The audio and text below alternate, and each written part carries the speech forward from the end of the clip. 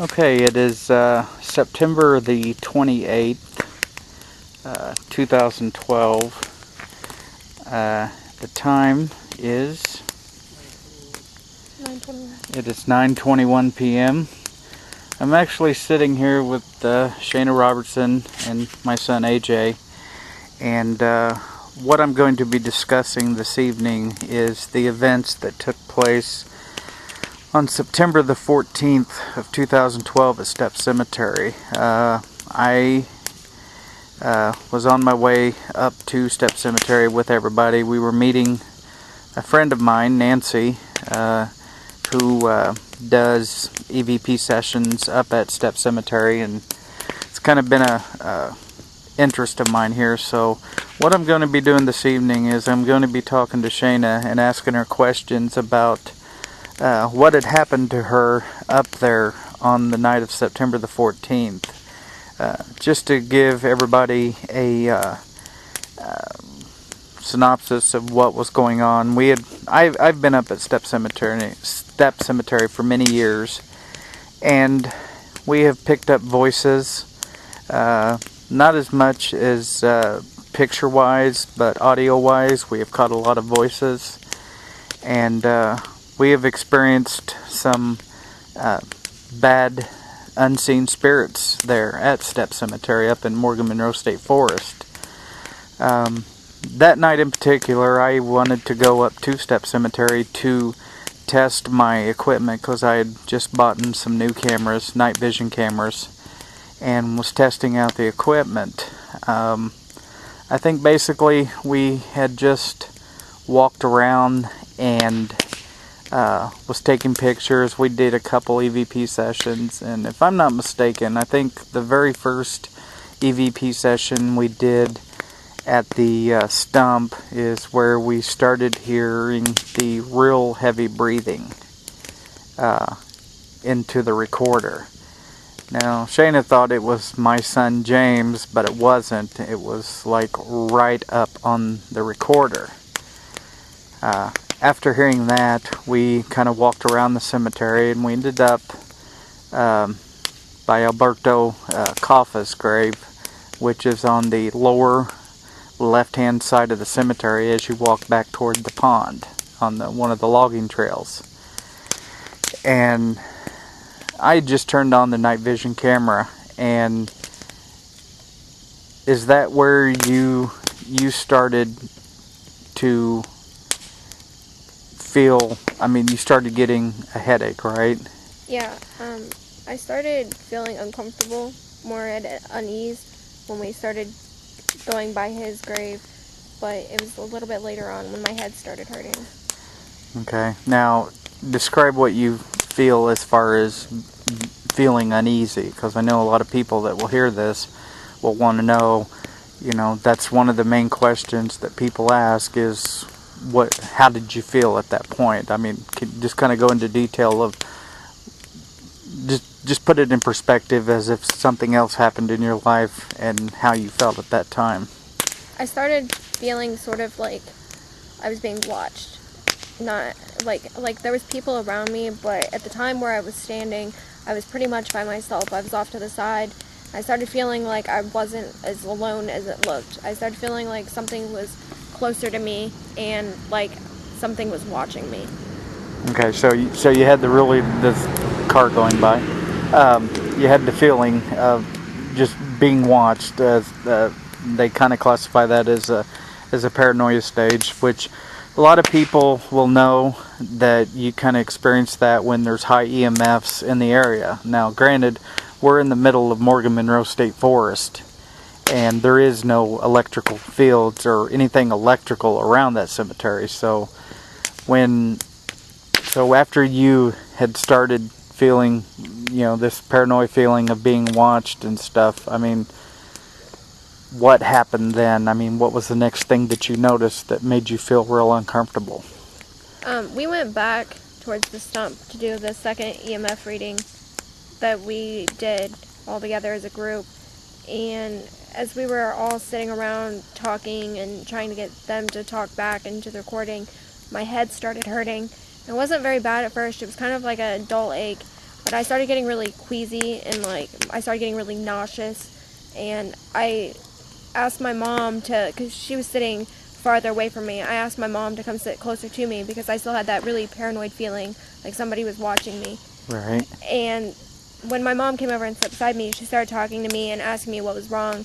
And the more I talked and the more I looked around, the worse my head got. And my head started like hurting to the point that I couldn't deal with it.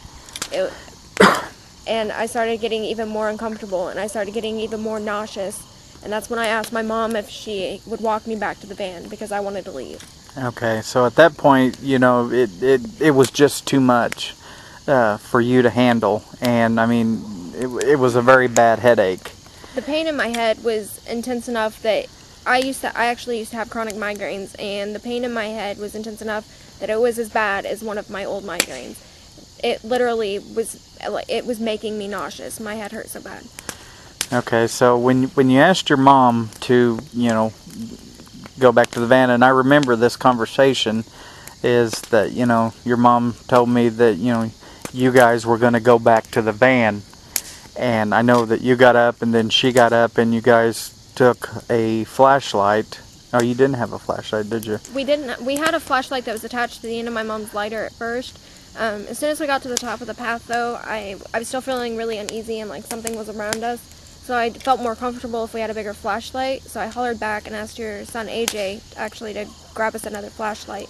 And he ran over and brought us the mag light. The mag light, yeah, the real bright one, and ran it back up to you. Okay, so from that point on right there, just as you were leaving the cemetery, just kind of go into detail of what happened there.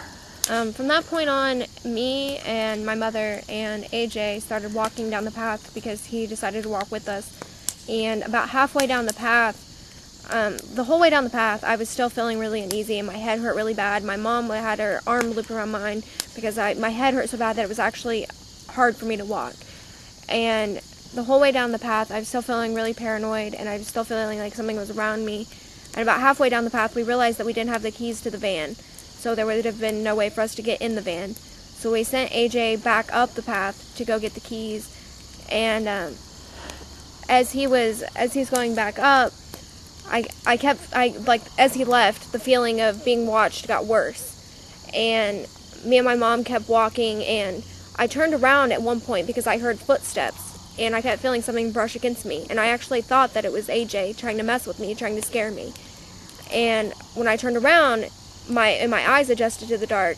There was nothing there, and then the mag light came back around the path, and I still didn't see anything, and I didn't see AJ, and I didn't see anybody else. And as I turned back around to say something to my mom, something grabbed my shoulder and dug not necessarily their nails, but like the beds of their fingers into my shoulder and pulled me back around.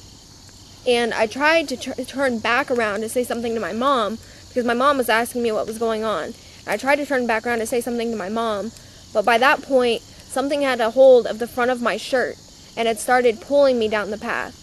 And I remember feeling my mom holding onto my arm and pulling me back towards her. And my mom was yelling, and she was trying to get me back towards her.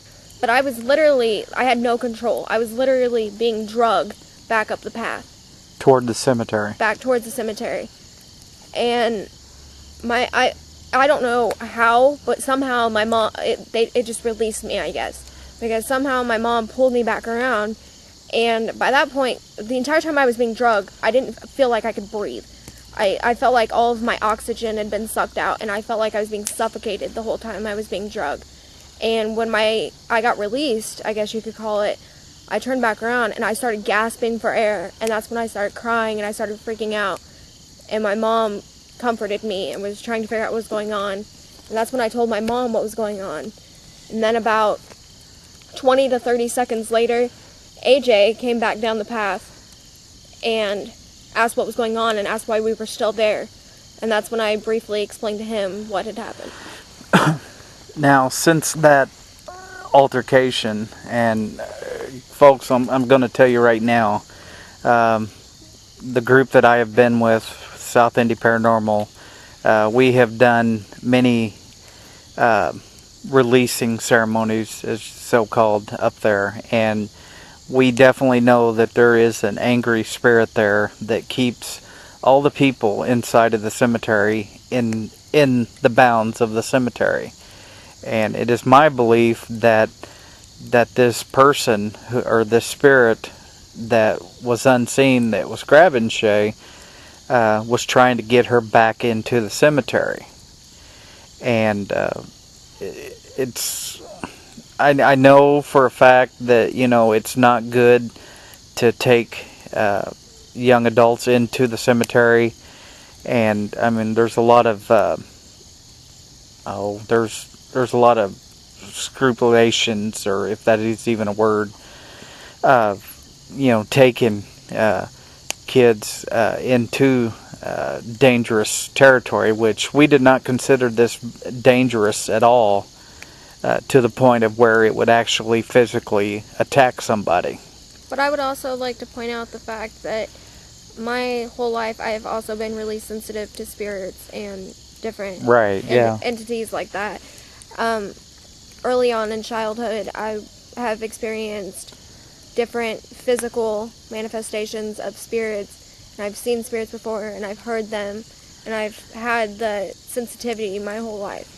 So that might have also made me more vulnerable to the unseen spirit. Right, yeah, definitely.